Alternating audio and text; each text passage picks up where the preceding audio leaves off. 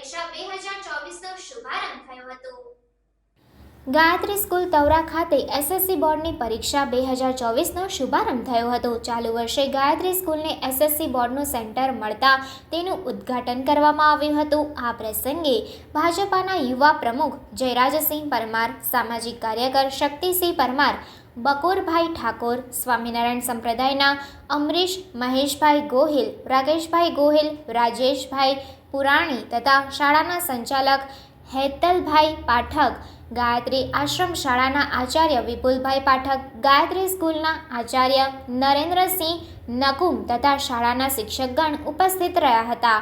પધારેલા મહેમાનો દ્વારા ગુલાબનું પુષ્પ અને સાકર આપી વિદ્યાર્થીઓનું મોં મીઠું કરાવી એસએસસી બોર્ડ 2024ની પરીક્ષાનો શુભારંભ કરાવી તમામ વિદ્યાર્થીઓને પરીક્ષા માટે શુભેચ્છાઓ પાઠવી હતી। સેન્ટર પર પધારેલા તમામ વિદ્યાર્થીઓએ ખૂબ જ ઉત્સાહભેર પરીક્ષા આપી હતી।